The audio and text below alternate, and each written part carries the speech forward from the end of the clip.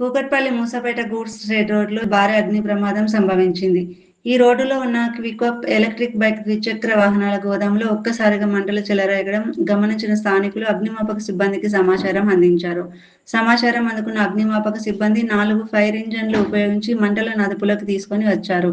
ప్రమాదం జరిగిన సమయంలో గోదాంలో సుమారు 50 ద్విచక్ర వాహనాలు ఉండగా గోదాములో ప్రమాద సమయంలో ఎవరూ లేకపోవడంతో ఎటువంటి ప్రాణ నష్టం సంభవించలేదు.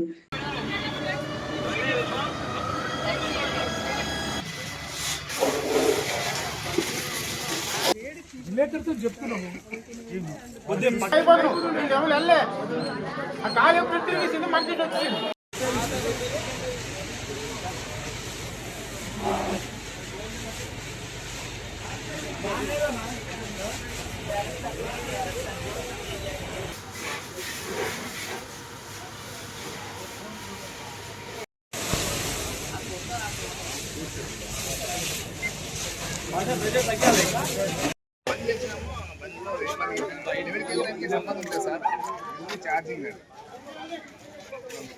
ఇది మన బ్యాటరీ బండ్లు ఉంటాయి కదన్నా, వాళ్ళు షో తీసుకొని సర్వీసింగ్ 8 నెలలు అయింది.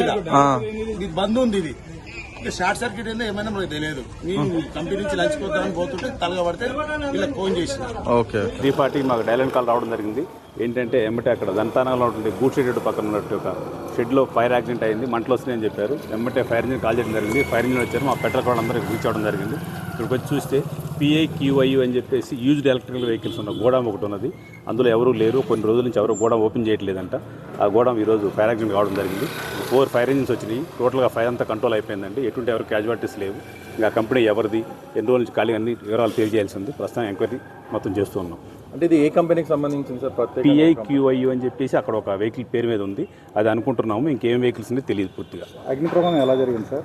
మేబీ బ్యాటరీస్ ఎక్కడి నుంచో ఉండొచ్చు, దానివల్ల అయి ఉండొచ్చు. ఇంకా ఫైర్ ఇంజిన్ వాళ్ళు వచ్చారు. ఫైర్ డిపార్ట్మెంట్ వాళ్ళు ఏమి ఇస్తారో వాళ్ళ రిపోర్ట్ కూడా తీసుకోవాల్సి ఉంటుంది.